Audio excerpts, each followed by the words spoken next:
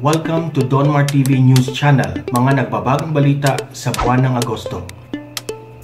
Corruption is equal to death penalty. Okay? Tuloy-tuloy lang natin. Marami na kaming iniimbestigahan, kinasuhan, pinatanggal at pinakulong. Pero ang issue ng PhilHealth, grabe po ito. Grabe ang nakawan, grabe ang kakapalan, grabe ang kawalang hiyaan. Ito po ang mensahe ko sa mga empleyado ng PhilHealth. Kapag may nakawang nangyari at hindi ka umimik, ang tawag sa iyo kasabwat. Sa banal na kasulatan, ng pagnanakaw ay hinahatulan ng parusang kamatayan. Yan ha. Ulitin natin. Sa banal na kasulatan, yan o ay hinahatulan ng kamatayan. Okay? Marami yung nagsasabi sa Old Testament lang yan, ganito. Yang death penalty. Hindi ho. Meron na ako ibibigay sa inyong, ipopost ko na lang siguro dito. Yung explanation na ang death penalty is really biblical from Old Testament to New Testament. Okay?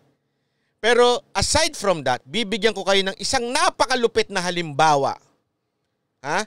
Na talagang ang pagnanakaw ay dapat hinahatulan ng kamatayan. This is a very, very, very detailed and concrete na pangyayari sa Biblia ngayon nung New Testament na pag nagnakaw ka, ang kapalit, kamatayan. Ito ho, papasahin ko sa inyo para matingnan ninyo ha. Acts 5 verse 1 to 11. Naalala nyo si Ananias and si Sapphira? Excuse me, ha? But there was a certain man named Ananias who, with his wife, Sapphira, so si Ananias, si lalaki, at si wife, si Sapphira, sold some property. He brought part of the money to the apostles. Kasi at that time, ang ginawa ng apostles, nung nawala na si Kristo, nag-ascend na siya sa langit, ang mga apostles, ang mga disciples, lahat ng kanilang pagmamay-ari, nag-usap-usap sila, ay i-share natin para sa ating movement, okay, which is Christianity. Isasama-sama natin, pagsasama-samahin natin yan para sa ating pagpapakalat ng gospel. He brought part of the money to the apostle, claiming it was the full amount. With his wife consent, he kept the rest. Sa madaling salita, eto si Ananias at si Sapphira, nagbenta ng kanilang lupain. Okay? Pagbenta ng kanilang lupain, ibinigay nila yung pagkabenta nila. Kunwari, halimbawa lang po, 10 million yung pagkabenta. Kunwari lang, 10 million. Ang binigay nila dun sa apostles ay 5 million lang. O sabihin na natin, 7 million lang. Meron silang tinirang 3 million. Sounds family? Jocelyn Villafort Rodriguez, salamat sa 5 euro. Shoutout kay Bukaw and Boktot, my niece Miranda, Negros Occidental. Bukaw, kay Bukaw at kay Boktot. Okay. So sa madaling salita ho, hindi ho nila binigay lahat. Hindi binigay ni Ananias yung lalaki. Si lalaki nagbenta eh. Si babae, asawa, nanunood lang sa kanya. Binigay niya. Then Peter said, sabi ni Peter, siya ang pinuno ng movement noon, Ananias, why have you let Satan fill your heart? You lied to the Holy Spirit. You kept some money for yourselves. Hindi ka naging honest. Nagtago ka. Kumupit ka. Abay, parang PhilHealth lang Hindi mo lahat binigay dun sa ospital. Kalahati lang yung binigay mo. Yung iba, binulsa mo. Ano sabi?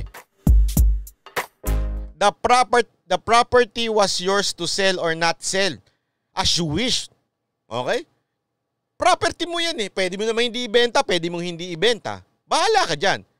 And after selling it, the money was also yours to give. And how you could do thing like this? You were lying to us. You were not lying to us, but to God. Sa madaling salita, you have the decision. You have the decision not to sell. Okay? But the very point of lying, okay? and stealing and keeping some money for yourself, which is a form of sabihin na natin stealing, and kung sa government yan, anong tawag dyan? Corruption ang tawag dyan. Sa private company, stealing ang tawag dyan. Pero pag sa government, corruption ang tawag dyan. Okay? Ano nangyari? And as soon as Ananias heard these words, he fell to the floor and died. Everyone who heard about this was terrified, and some young men got up, wrapped in a sheet, and took him out and buried him. Sa madaling salita sa madaling salita, namatay on the spot. Parang sabi ko nga grabe naman. Nagnakaw lang, namatay na. Akala ko ba the gospel is about forgiveness? O, di ba totoo? Tanungin ko kayo, who killed? Pinatay ba ni Pedro? Hindi. Sino pumatay? Mismo ang Diyos ang pumatay. Pinatay niya on the spot. Bakit? Nagsinungaling yung tao at nagnakaw. Ulitin ko. Sino ang pumatay? Si Pedro ba? Hindi si Pedro. Sinaksak niya ng ganun. Hindi. Si God ang pumatay. Bakit? Nagnakaw. Kaya yung sinasabi nilang God is so merciful. Okay, I agree with that. Merciful and loving, yes. But also remember, God is holy and justice. Tandaan nyo hindi ito pagan. Ibig sabihin,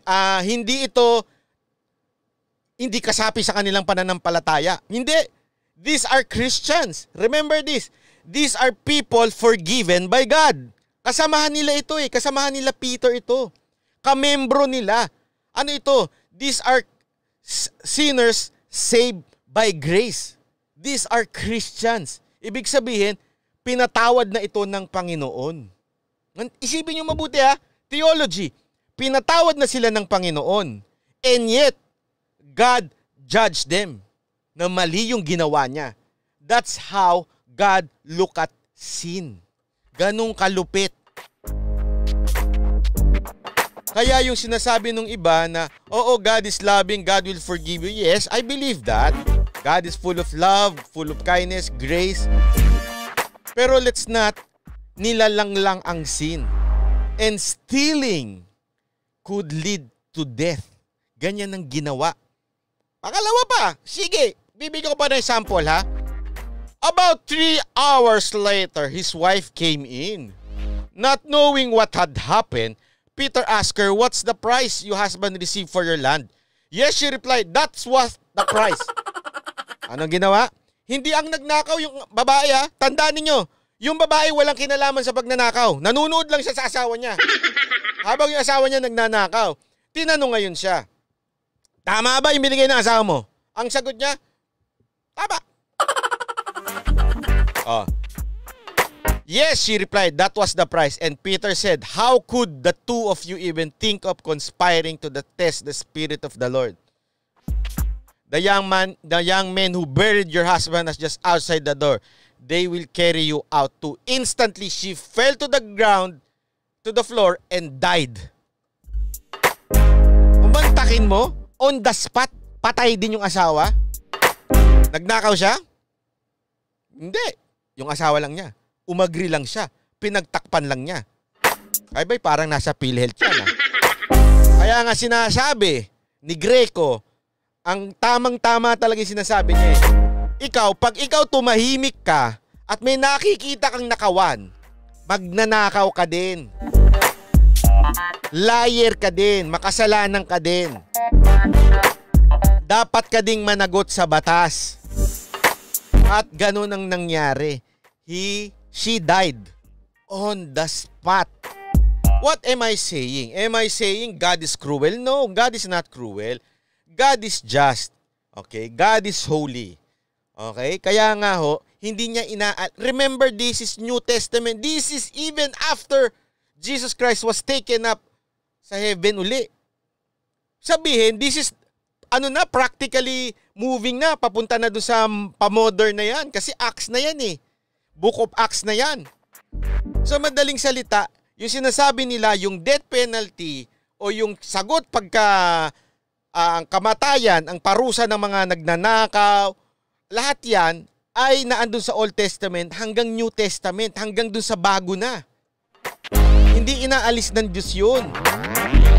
God is forgiving, remember that. Remember, these are Christians ha. Tinanggap na nila ang Diyos dito. Si Panginoong Hesus, tinanggap na nila dito. Followers na ito ni Jesus Christ. And yet, patay. Kaya dapat yan din dapat ang mangyari sa ating bansa. Hindi ko tayo matitigil, wag ko kayo mag-alala. Tuloy-tuloy tayo hanggang matapos natin to. Dipali Duterte. Salamat po sa $10. Ay, grabe Grabe ang mga taga-US ngayon Hindi bumibitaw. Hindi sila bumibitaw. Ay, nako. Ay, salamat po. Kaya nga ito ang ating wag ko kayo naniniwala sa nagsasabi ang kanilang kasing pinaka-argument ito ang pinaka-argument nila. Ay, wait. Ang pinaka-argument nila dahil daw sabi sa New Testament, sa Old Testament, do not kill. 'Di ba? Kasama daw 'yun sa Wait lang Ay, wait. Hanapin ko lang 'yun. Wait lang po, diyan lamang po kayo. Sinasabi kasi sa Old Testament daw, may inutos ang Diyos na do not kill. Mali ho. Okay, bakit ho? Ulitin ko ito yan. Ayan. The Hebrew word for murder, ratsak, which appears in Exodus 20 verse 13 is rendered even by the King James. Ibig sabihin ang salitang doon sa do not kill, doon sa Ten Commandment, ang pinaka-original Hebrew word po niyan ay ratsak, which is ang literal translation ay murder. So, ang ibig sabihin po niyan, do not murder. Sa katunayan, okay, ito after nung Ten Commandments, okay, after nung Ten Commandments, binigay yung Ten Commandments, di ba? May kasunod. Akala ko ba do not kill? Pero sinabing, he who strike his father or his mother shall surely be put to death. Ibig sabihin, pagkatapos iutos ng Diyos na do not kill, biglang pagka sumuway ka sa magulang mo, put to death. So conflicting, di ba? Kasi nga, mali yung interpretasyon sa salitang do not kill. Hindi do not kill ang talaga yon. Sa original translation ay do not murder. Kaya nga, merong kasunod na mga verse na inuutos mismo ang salitang, he who kidnaps a man shall surely be put to death. Patayin daw. He who curses his father and his mother shall be put to death. Ayan. If a man acts with... nakuha niyo ibig ko sabihin? Ibig lang sabihin po niyan, consistent to ang Biblia nagsasabing death penalty is a must. So, yun lamang po. Gusto ko lang yun.